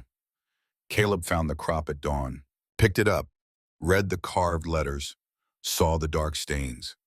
His hands shook, not from fear, from anger, the clean kind, the kind with direction. Gaucher sat in the kitchen corner drinking coffee. She had started drinking it this week. She still grimaced with every sip. You took this from Creedy's ranch. Yes. Alone. Yes. You could have been killed. Gaucher looked at him, and for the first time Caleb saw something in her eyes beyond cold assessment, something like acknowledgement. Not warmth, but the recognition that he cared whether she lived or died and that this was new to her. Could have, she said, but I am still here. Silence. The coffee is less terrible today, Gaucher added. You are improving. The sandstorm came the following week. Not a normal storm. A haboob, the kind of dust wall that rises from the southern desert floor like an army of brown ghosts 1,000 feet tall, swallowing the horizon, eating the sun, turning midday into false midnight in the time it takes a man to saddle a horse. Caleb saw it from the porch. A brown wall advancing from the south, filling the sky from ground to heaven, moving fast, roaring with a sound like 100 freight trains running parallel. Get inside, he shouted. Walt ran for the barn to secure the horses, but the 3 Apache women did not go inside. They stood in the yard watching the storm approach with the calm of people who had survived this before and would survive it again. The cattle, Nayland shouted through the rising wind. They will panic. We need to hold them. She was right. 118 head of cattle in open pasture, when a haboob hit, would scatter in blind terror, running into cliff faces, falling into dry creek beds, wandering into desert to die of thirst and confusion. 5 people rode into the pasture to save the herd. Wind at 60 miles an hour. Sand cutting exposed skin like glass dust. Visibility dropped to 10 feet, then 5, then arm's length. Nalin rode into the center of the herd and used her voice. The low, steady sound she used with horses, adapted for cattle, transmitted through wind that should have drowned everything, but somehow could not drown her. The cattle heard and responded. Not all of them, but enough. Caleb rode Dusty on the right flank, blocking the drift toward the north cliff. He could not see Naleen, could only hear her voice threading through the roar of sand and wind, steady as a heartbeat in the chest of the storm. Gaucher worked the south edge, driving strays back. She moved through the haboob like she belonged to it, low to the ground, moccasins gripping stone eyes narrowed to slits, but still seeing what needed to be seen. Dakea positioned herself on a high boulder near the fence, calling directions in Apache to Naleen and Gaucher, a living compass in the chaos. Walt held the pasture gate, old cowhand instincts and 20 years of rope work doing what needed doing without being told. The storm lasted 2 hours. When it passed, the sky opened blue and innocent as if nothing had happened. The pasture looked like another planet. Everything coated in fine brown dust, every familiar shape altered, every track erased. But the cattle were alive, all 118. Tired, scared, thirsty, but alive. Caleb sat on Dusty in the settling dust, exhausted, coated, head to foot in grit. He looked across the herd. Naleen sat on her horse on the far side, equally filthy, hair-matted eyes red from sand. She looked back at him. They did not speak. Did not need to. They had just held 118 animals alive through a desert storm together. That was a language no translator could improve. Walt, shaking sand from his hat, looked at the two of them, looking at each other across the herd, and muttered to himself, "Lord help us. This is just the beginning." That night, everything good collapsed. Word came from Tularosa through a rancher passing by the town had formally voted to boycott Caleb Dunn. No merchant would sell to him. No buyer would take his cattle. No neighbor would lend tools or labor. Someone had painted the words Indian lover in red across his front gate. Children threw stones at his wagon when he passed through town. Only Martha Pruitt still sold him supplies because of Lily, and even she did it quietly through the back door, ashamed of her own courage. Caleb endured it. But Dakea saw the cost. She saw the lines deepening around his mouth, the weight settling on his shoulders, the way he stood at the fence each evening, looking at nothing with the expression of a man counting the things he was losing. On a morning bright with merciless sun, Dakea called everyone together beneath the oak tree. Her face was composed, too composed, the kind of calm that comes after weeping is done and only decision remains. "We must go," she said. Nalen's head snapped up. "Hadi, no." "Not running, protecting." Dakea looked at Caleb. "You lose everything because of us. Ranch livelihood standing. Your father died for the covenant. I will not let his son die for it too." Caleb started to speak. Dakea raised her hand. "I have lived 55 years. I have seen many good men destroyed because they stood near Apache. The covenant is precious, but it is not worth your life." Naelen turned to Caleb. Her dark eyes were bright with something she hated, feeling helplessness. "My grandmother is right." The words came out like stones being dropped into deep water. "If we stay, you lose the ranch. Lose the ranch and the covenant has no ground to stand on. Lose the covenant and your father died for nothing." The logic was brutal and correct. Goshi was already standing, rolling her blanket ready. She was accustomed to leaving. Her whole life was a series of departures. She said nothing because there was nothing to say that departure had not already said 1,000 times. Caleb stood in the kitchen and watched 3 women prepare to leave the ranch his father had invited them to 20 years ago. He wanted to say stay, wanted to say I will fight for you, but he looked at the poisoned well and the dead cattle and the painted gate and the empty pasture and knew alone he could not hold this together. And asking them to stay meant asking them to watch him fail. Naleen paused at the door on her way out. She did not turn around. "The covenant stands. We do not break it." Her voice trembled, only slightly, only enough for Caleb to hear. "We are just going away for a time." "How long?" She did not answer. She stepped into the sunlight, followed Dakea and Gaucher toward the South Mountains, and the 3 figures grew smaller on the stone trail until the pine forest swallowed them like the desert swallows rain. Caleb stood on the porch and watched until there was nothing left to watch. The ranch fell silent, not the peaceful silence of evening. The hollow silence of absence. The sound of something missing. Briscoe whined at his feet. In the barn, Dusty kicked his stall door. The horse was looking for Nayland. Walt came and stood beside Caleb, lit his last cigarette, did not speak, waited. 5 days passed.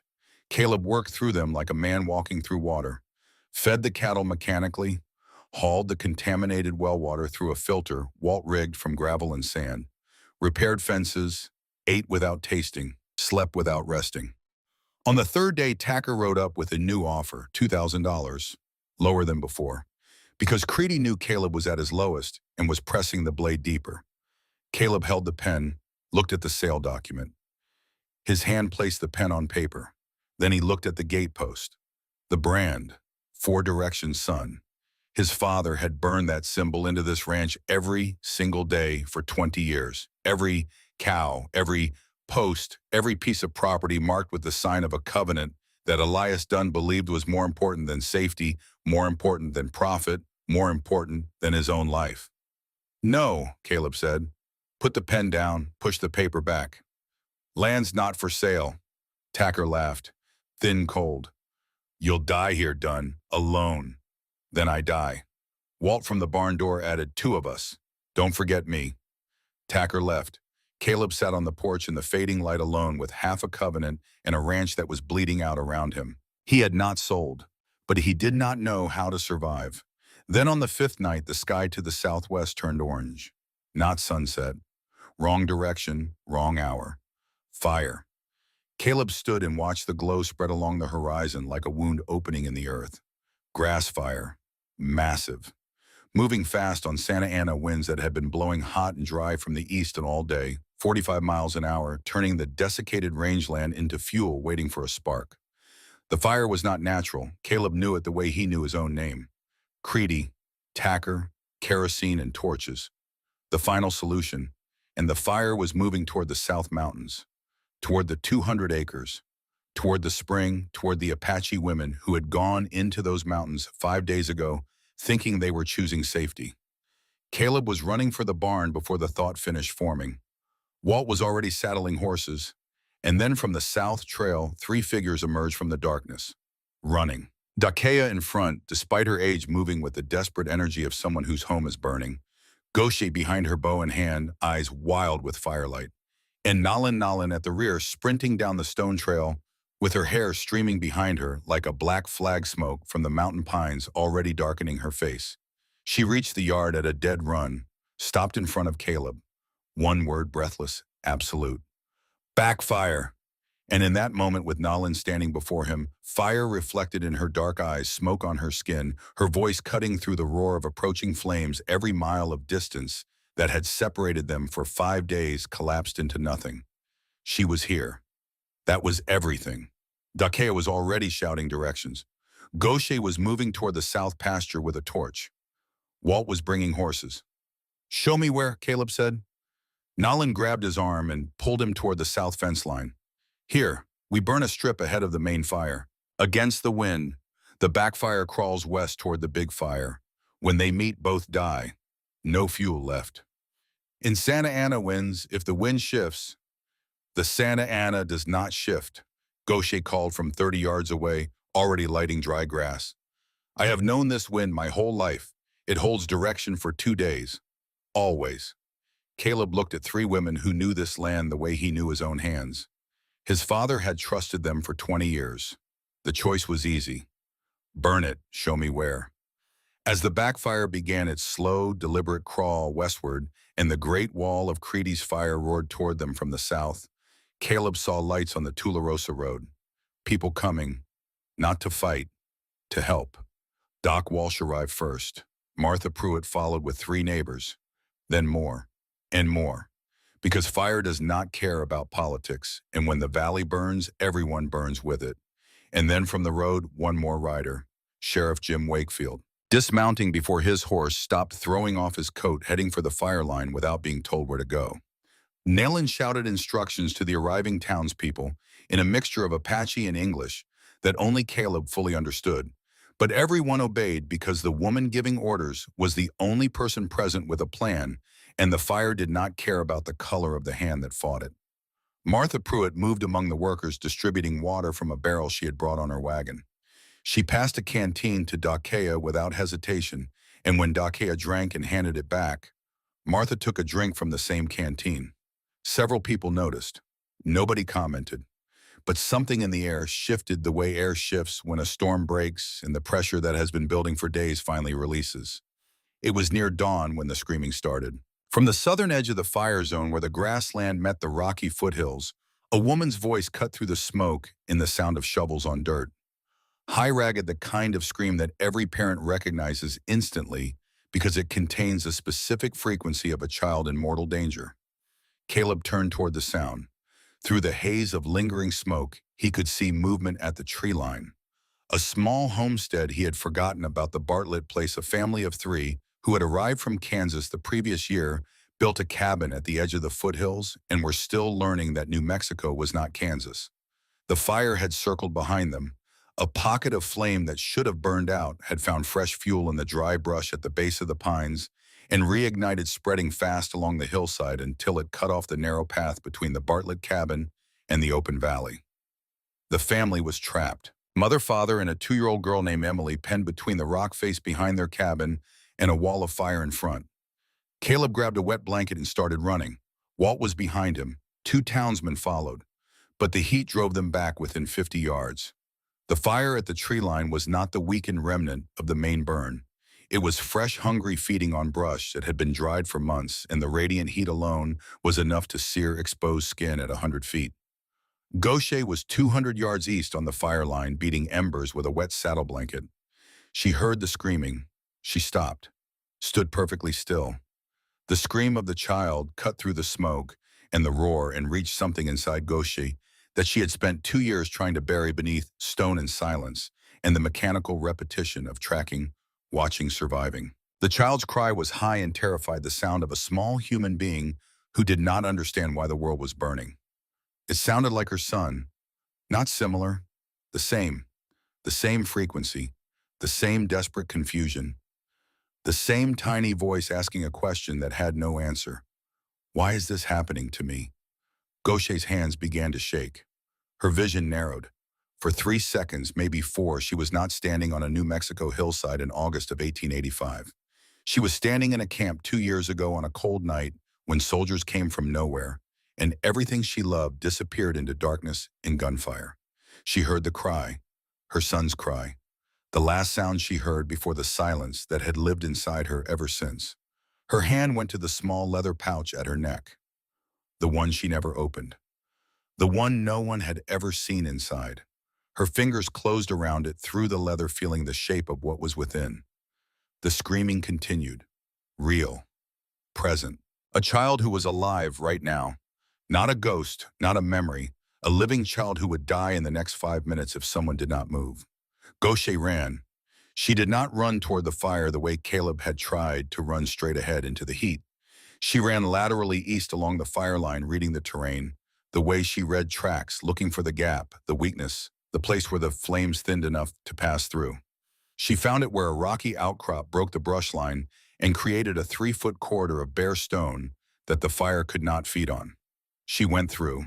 Smoke closed around her like a fist. Heat pressed against her skin, sucking moisture from her lungs with every breath.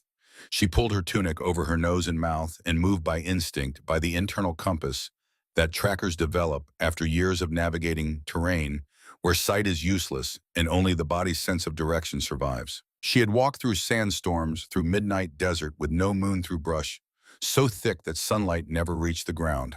Smoke was just another kind of darkness. She found the Bartlett family in 90 seconds. The mother was on the ground, coughing, holding Emily against her chest. The father stood over them, helpless, a wet blanket in his hands that he was waving at flames he could not push back. His face was the face of a man watching the end of everything. Gaucher took the child. She did not ask, did not explain. She pulled Emily from the mother's arms with the practiced efficiency of someone who had once held her own child, knew the weight, knew the grip, knew exactly how to secure a small body against her chest so that both hands remained free. She wrapped the wet blanket around the girl, tucking the edges to create a seal against the smoke. Emily screamed and fought and grabbed at Gaucher's hair with tiny hands. But Gaucher held her the way you hold something that matters more than your own life, tight enough to protect, gentle enough not to harm, and she ran. Back through the smoke, through the heat, through the narrow stone corridor, Emily's screaming muffled against Gaucher's chest, the sound vibrating through her ribs. And for a terrible, beautiful moment, Gaucher felt what she had not felt in 2 years, the weight of a child in her arms, the specific gravity of a life that depended entirely on hers. She came out of the smoke on the safe side of the fire line and kept running until the air cleared. Then she knelt, set Emily on the ground. The child was coughing, face streaked with soot but alive, eyes open, breathing. The father came through behind her, carrying the mother, both of them singed and gasping. They collapsed on the ground near their daughter. Gaucher stayed on her knees. Her hands were shaking, not from exertion, from something inside her that had broken open the way a dam breaks when the water behind it becomes too heavy to hold. The wall she had built, the wall between herself and the world, the wall that kept grief out and also kept everything else out, that wall cracked from foundation to crown. Her hand went to the pouch at her neck. This time she opened it, drew out what was inside. A moccasin, small enough to fit in her palm. A child's moccasin, handmade, beaded in a simple pattern of blue and white. The leather was soft from being held 1,000 times. The beadwork was slightly uneven, the work of someone still learning the craft, who had made it with love rather than skill. Her son's moccasin, the only thing she had left of him. She held it, closed her eyes. And Gaucher, the woman who had not wept since the night she lost everything, allowed tears to fall, silent, private, falling onto the small moccasin in her hands while smoke drifted above, and a saved child cried for her mother nearby. Dakea reached her first, knelt beside her, put both arms around her, held her the way you hold someone who has been drowning and has finally stopped fighting the water, and allowed herself to be pulled to shore. No words. Words were too small for this. The Bartlett woman, Emily's mother, sat on the ground 10 feet away, holding her daughter, watching the Apache woman, who had just saved her child, weep silently over a tiny moccasin. She did not know the story. She did not need to. Some grief translates across every language and every border on earth. A mother recognized another mother. That was enough. Emily stopped crying, looked at Gaucher, reached out one small, soot-covered hand toward the woman who had carried her through fire. Gaucher opened her eyes, saw the child's hand reaching. For a moment, she did not move. Then slowly, she extended one finger. Emily grabbed it with the fierce grip that 2-year-olds possess, the grip that says, I have found something safe, and I am not letting go. Gaucher did not smile. Not yet. But she allowed the child to hold her finger, and she did not pull away. The backfire worked. The 2 walls of flame met where Nalin had calculated, consumed each other's fuel, and collapsed into smoldering black. The ranch stood. The spring survived. The pine forest around the sacred canyon remained untouched. In the aftermath, as full dawn broke gray through smoke, people who had fought fire together since before midnight gathered in loose groups across the charred pasture, too tired to stand, too wired to leave. Apache and white, sitting in the same ash, drinking from the same water, coughing from the same smoke, looking at each other with the dazed recognition of people who had just fought the same enemy and survived. Dakea found Caleb sitting on the ground beside the charred fence line. She sat beside him, quiet for a long time. Then she said his name, not son of Elias, his name. Caleb. Yes. Your father's safe, the combination. I know it. Caleb went still. The iron safe in Elias's room, the one he had tried to open 20 times, guessing combinations from birthdays to cattle counts. Never right. Your father told me the numbers, in case something happened. Dakea looked at the smoking landscape, at the mountains still standing, at the spring, still flowing somewhere beneath the stone. I did not give them to you before because I needed to know who you were before that box opened. And now you know. I know you kept cattle alive through a storm. I know you stood before 18 guns for us. I know you are angry at your father but still honor his word. I know you let 3 women leave without begging them to stay, even though it broke something in you. She looked at him. Not enough knowing, but enough to open the safe. What is the combination? Four numbers: 1865, 1865, the year the Civil War ended, the year Elias came to New Mexico, the year the covenant began. They walked to Elias Dunn's room together. Caleb knelt before the safe, placed his fingers on the dials, turned them one at a time. 1, 8, 6, 5. The lock clicked. The door swung open with a small groan of rusted hinges breathing out air that had been sealed inside since the last time Elias Dunn's living hands had touched it. Inside, a brown envelope thick sealed with wax that bore no insignia. Caleb lifted it out. It had weight. Not just the weight of paper, the weight of intention. He broke the seal and slid the contents onto the desk. Land documents. Official stamp bearing the registry mark of the Territorial Land Office. 200 acres of South Rangeland legally described by survey coordinates and boundary markers, formally transferred from the ownership of Elias Dunn to the custodianship of Dakea, representative of a Mescalero Apache band residing in the Sacramento Mountains. Date of signature 4 months before Elias died. Witnessed by a notary whose name Caleb did not recognize. Elias had done it. Not promised, not planned, done. He had ridden to the land office, filled out the forms, signed the papers, paid the filing fees, and completed the transfer. The land was no longer Dunn property. It belonged to Dakea's people, legally, officially.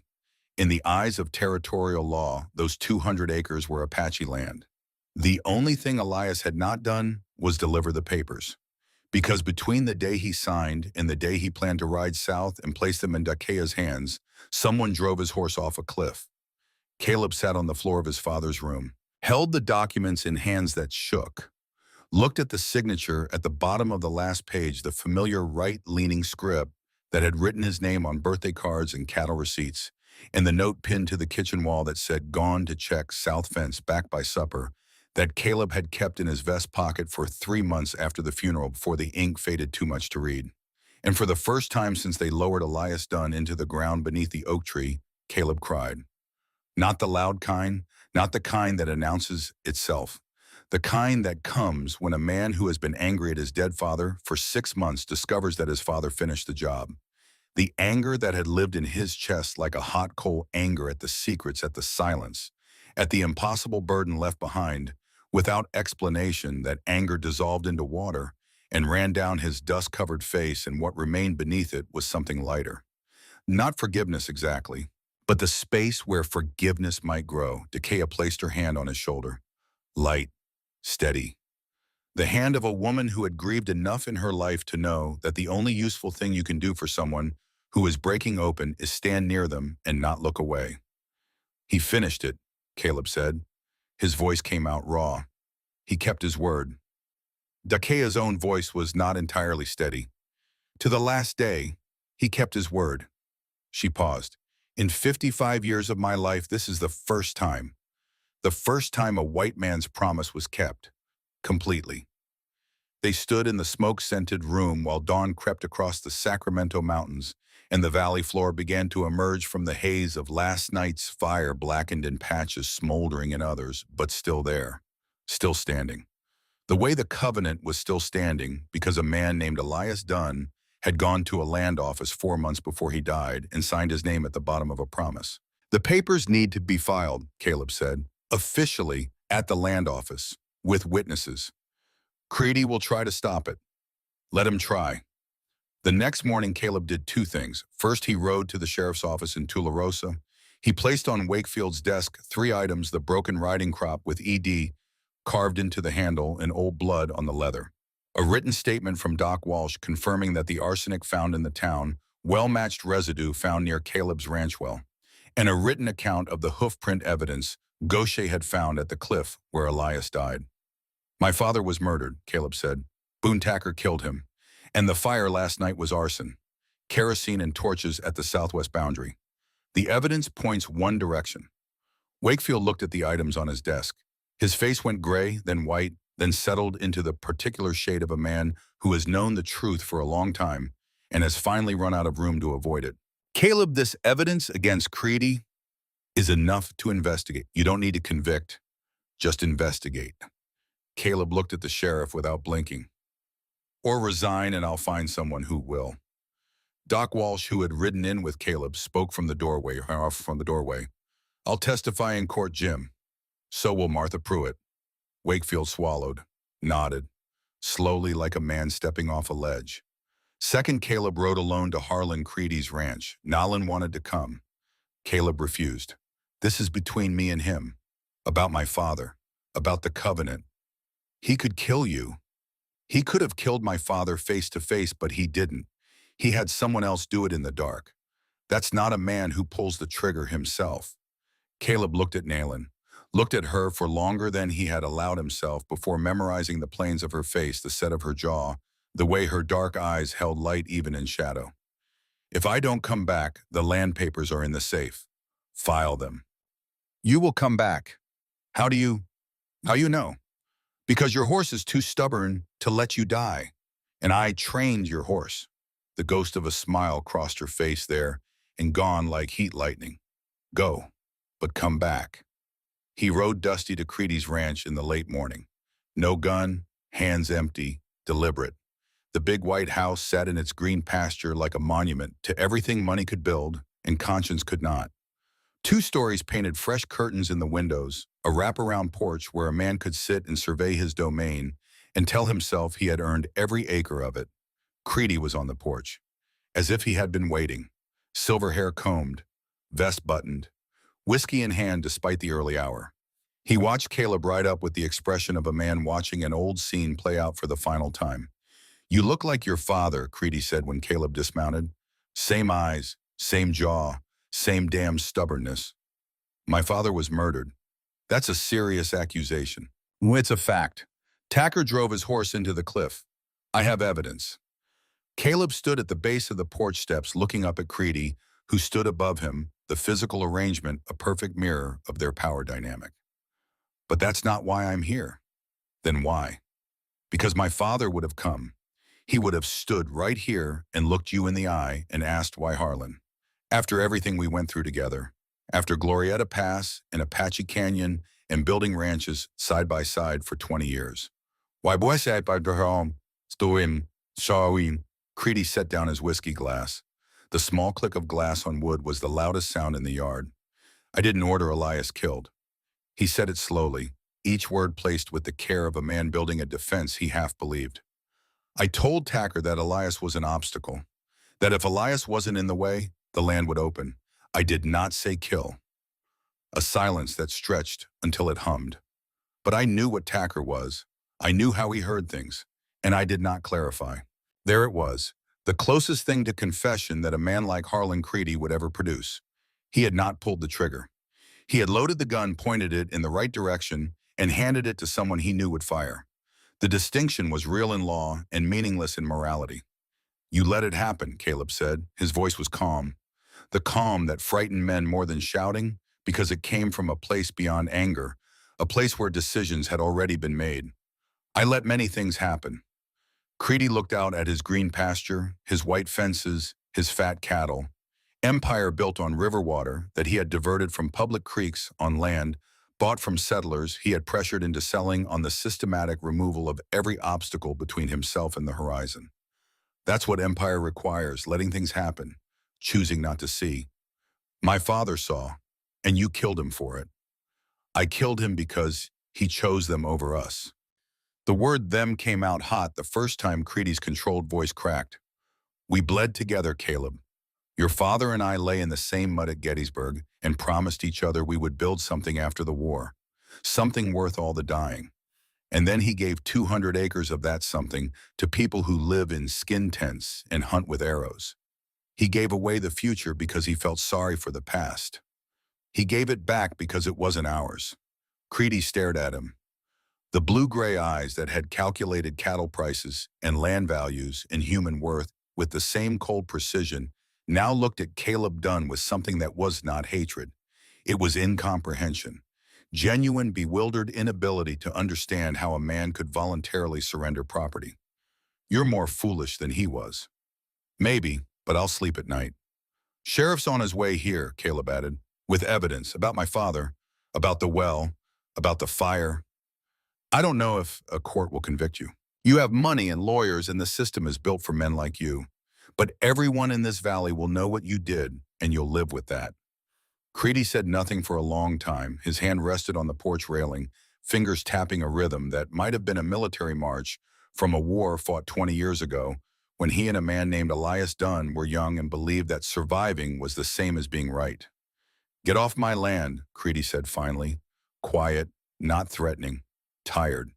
Caleb mounted Dusty, looked back one more time at the man on the porch of the big white house, a man who had once shared bread with his father in the smoke of battle and who had ended up standing on the opposite side of a line that neither of them had drawn. He rode away. Creedy did not shoot, not because he lacked the capacity, but because in some last surviving corner of his conscience, he could not kill the son of the man he had already failed to save. The legal machinery ground forward in the way frontier justice always did, imperfect, slow, and weighted in favor of those who could afford to tip the scales. Boone Tacker was arrested. The evidence against him was specific and physical. The riding crop with Elias's initials and blood. Boot prints matching his at the poisoned wells. Witness statements from townspeople who had seen him and his men near the fire's origin point. Tacker confessed to the arson and the well poisoning. About Elias, he gave a version that protected himself as much as possible. He claimed it was an accident during an attempt to scare Elias off disputed grazing land. He did not use the word murder. The court, staffed by a territorial judge who had dined at Creedy's table more than once, accepted the framing. Tacker received 8 years for arson and property destruction. The death of Elias Dunn was ruled incident during confrontation. No murder charge. Creedy was not indicted. His lawyer from Santa Fe, the most expensive in the territory, picked apart every thread connecting Creedy to Tacker's actions. No written orders, no direct commands, no witnesses to conversations. The law as it existed on the frontier in 1885 was not designed to reach men who kept their hands clean while others did the bleeding. Creedy walked free, but he did not walk unchanged. The town knew. Doc Walsh told everyone who sat in his office. Martha Pruitt told every woman who entered her store. The ranchers who had fought the fire alongside Apache women told their neighbors. Within a month, Harlan Creedy was the richest man in the Sacramento Valley and the loneliest. His ranch hands drifted away. His dinner invitations went unanswered. Merchants served him without conversation. The Sunday pew where he had sat for 15 years was empty on both sides. It was not justice, it was consequence. And for a man who had built his life on the respect of his community, the loss of that respect was a sentence no court could match. 1 week after the fire, Caleb rode to the land office in Las Cruces with the transfer documents from his father's safe. Dakea rode beside him on a ranch horse that Nalin had gentled for her the first time Dakea had ridden through a white settlement in 20 years without hiding. Nalin rode behind them. Goshe came last the first time she had voluntarily entered a town since the night she lost her family. The land office was a small wooden building with a tin roof and a clerk who sweated through his shirt by 9 in the morning. He looked at the documents, looked at Dakea, looked at Caleb, wiped his forehead. "Mr. Dunn, you understand that you are filing a transfer of 200 acres of prime rangeland to a—" He searched for words that would not get him into trouble. "A non-citizen party. I am filing documents that my father signed and notarized before his death. They are legal, complete, witnessed. File them. The value of this land at current market is at least $1,200. You are effectively giving—" "I am returning. There is a difference among—" Caleb signed the final line on the registration form, pushed it across the counter. "File it." The clerk stamped the documents. "Official, recorded. As of that moment, by the law of the territory of New Mexico, 200 acres of South rangeland in the Sacramento Valley belonged to Dakea and her band." Outside the land office, a small crowd had gathered because word traveled fast in small communities. And this was the kind of word that ran. Doc Walsh was there. Martha Pruitt with Lily healthy on her hip. Several farmers who had fought the fire. Sheriff Wakefield standing at the back, hat in hands. Caleb handed the registered copy of the transfer to Dakea. She took the paper, held it, looked at it with eyes that had seen treaties written and treaties broken, promises made and promises forgotten, land taken and land taken again for 55 years of unbroken loss. And now she held a piece of paper that said in the language of the people who had taken everything that something was being given back. Elias began this, she said. You finished it. He did the hard part. I just carried the papers. Do not make small what you did. Dakea's voice was steady now, the trembling of the night at the safe long past. You gave up land, income, standing. You stood before guns. You fought fire. You chose to keep a covenant you did not make with people you were taught to fear against a man with the power to destroy you. She paused. In my whole life, the first time. The silence around the land office was not the silence of a crowd that had nothing to say. It was the silence of people witnessing something they had no framework for and trying to build one in real time. Martha Pruitt stepped forward. She looked at Dakea. You'll be all right out there on that land. Dakea turned to Martha with an expression that was closer to amusement than anything Caleb had seen on her face. We have lived on that land for 1,000 years before there was paper. The paper just helps your people stop trying to remove us. Martha laughed, a real laugh sudden and surprised out of her. Lily on her hip reached toward Dakea. Medicine Grandma, the child said the name she had given Dakea since the night her fever broke. Dakea touched the child's hand. Light, brief. The touch of a healer who had saved many lives and lost many too, and knew that both facts would follow her to the grave. Late that afternoon back at the ranch, sun falling toward the western peaks in its slow, dramatic descent, the sky catching fire in stages from gold to orange to deep red, the Sacramento Mountains turning black against the blaze like teeth in the jaw of something enormous and alive. The air cooling after the day's heat, carrying the first hints of autumn, sage and pine, and the mineral smell of cooling stone. Caleb sat on the porch, the position where every important moment of this story had found him, as if the porch were the stage and the desert the audience and the sky the curtain that never closed. Nolan came and sat beside him. Close, shoulder touching shoulder. She did not pull away. They sat in silence for a long time. The kind of silence that is not empty but full packed with everything that has happened and everything that has not yet been said. You gave away 200 acres, Nolan said. Gave back. Your ranch is smaller now. Less income, less land. Still enough, 600 acres. The water, fewer cattle, but healthier. Caleb looked at her. And better neighbors. Nolan studied him. For weeks she had studied him the way she studied horses, reading the truth beneath the surface, watching for signs of what was real and what was performance. Now she was done studying. What she saw was what was there. My grandmother says, she began choosing each English word with the precision of someone building a bridge between languages, that if I care for a man, she must speak to his family first. Arrange things. Ceremony. I don't have family, just Walt. And a dog. And a horse that likes me better than you. Dusty has always had poor judgment. The corner of Nolan's mouth moved.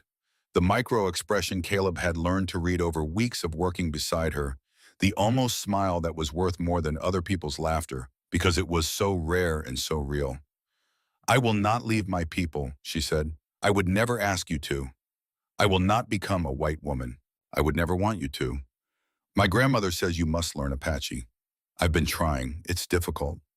Everything worth doing is difficult. Nolan turned to face him fully. In the last red light of sunset, her face was the landscape itself, given form the brown of desert earth, the sharp angles of mesa and canyon, the dark depth of eyes that held the same sky he looked at every night. I am here, she said, not because of the covenant, not because of the land, because you kept cattle alive in a storm, because you stood in front of guns, because when I sing to horses, you do not interrupt. You listen. Caleb reached for her hand. Her hand was smaller than his, calloused, differently strong in ways that surprised him every time. The hand of a woman who controlled wild horses with patience instead of force. The hand of someone who belonged to this land in a way he was still learning to. Two worlds, she said softly. One sky, he said. She leaned forward slowly, giving him time and space and the choice to close the distance or leave it open. He chose to close it, forehead to forehead first, the Apache way, the way that meant trust deeper than words. Then mouth to mouth, briefly, gently, the way you touch something precious, that you are not sure you deserve.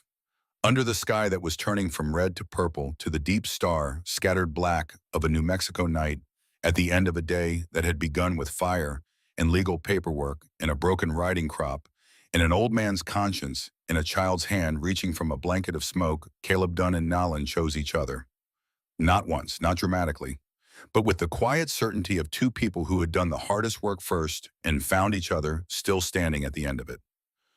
3 months later, October settled over the Sacramento Valley like a hand smoothing a wrinkled blanket.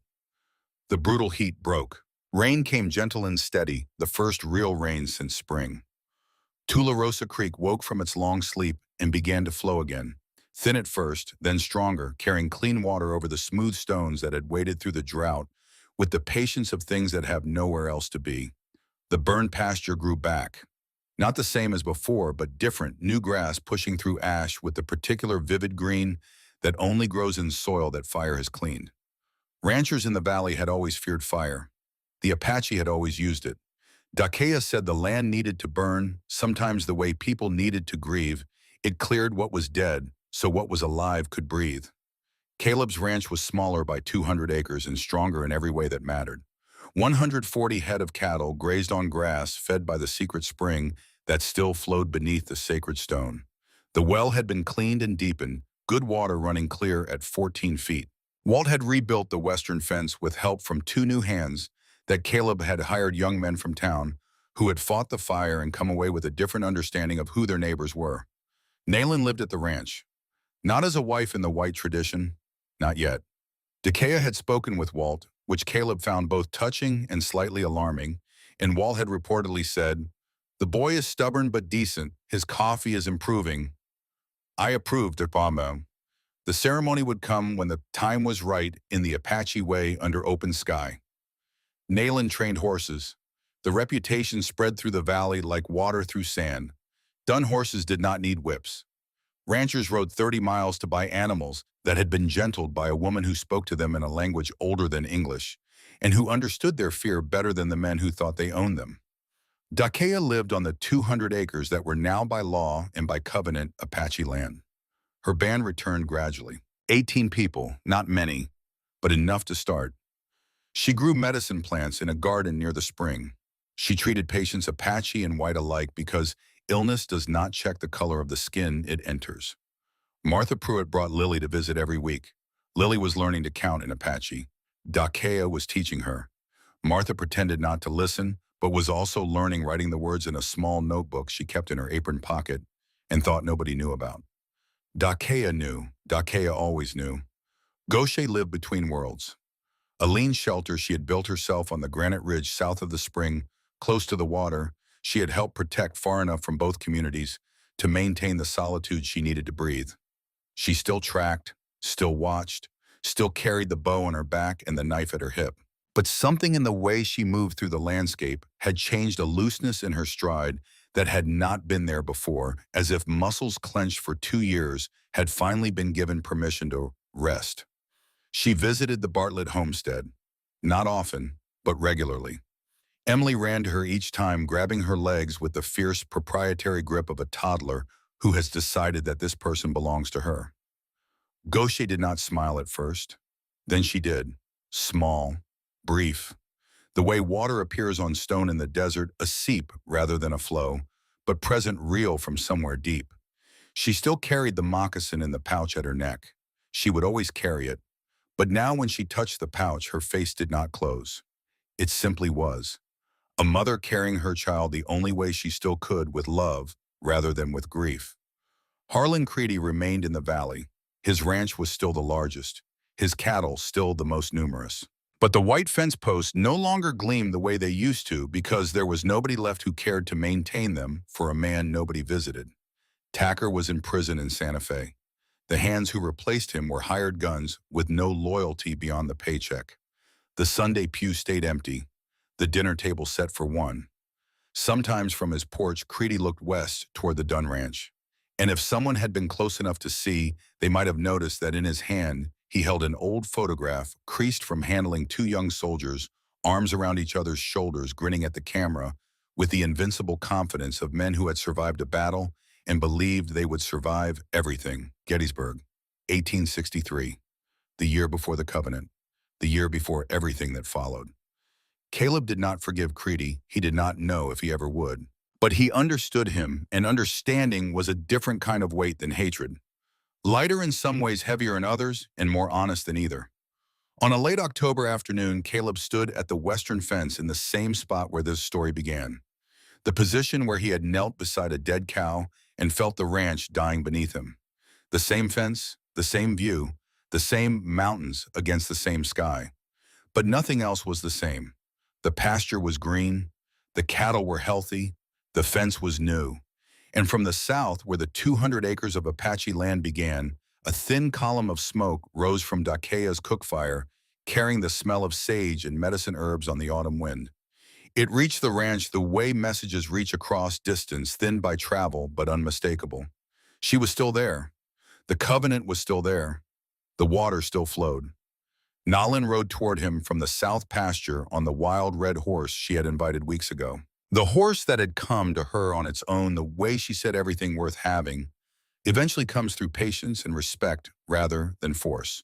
She pulled up beside the fence, looked at him with the dark, sharp eyes he had fallen in love with over weeks of shared labor and shared silence and shared stubborn refusal to let anything die that could be saved. Like people, Caleb said. Nalin looked at him, at the land, at the sky turning gold. Like people, she agreed. And somewhere on the granite ridge Gaucher was tracking. Not enemies, not threats. Deer moving through the restored brush, returning to land that fire had cleared and rain had healed. She followed their prints the way she followed all prints, carefully, quietly, with the full attention of someone who understood that the world speaks constantly in tracks and in wind and in the direction ants walk on a hot morning, and that all you have to do to hear it is stop making so much noise. Dakea sat by her fire, stirred her herbs, hummed a melody that was older than the mountains and would outlast them. The melody she had sung beside Elias Dunn's grave. The melody she had sung to Lily Pruitt through a fever. The melody that carried grief and memory, and beneath them both the stubborn refusal to let anything precious disappear without a fight. The Sacramento Mountains stood where they had always stood, purple at dawn, black at noon, red at sunset, older than every covenant and every betrayal and every small, desperate act of love that human beings had ever performed in their shadow. Elias Dunn had written his covenant on animal hide with ink and silence. His son completed it with land returned and fire fought, and a woman's hand held in the fading light of an October afternoon, and with one word learned each day in a language not his own, slowly, imperfectly. The way a man takes off his boots and walks barefoot across sharp stone because someone showed him that the pain was worth what waited on the other side. Because sometimes the only way to keep a dead man's promise is to become the person he hoped you would be. Not perfect, not finished, but enough. The sky above New Mexico turned from gold to black, and the stars came out the way they always did in desert country. All at once, 10 billion points of light scattered across the darkness, like proof that even the emptiest spaces are full of something, if you learn how to look.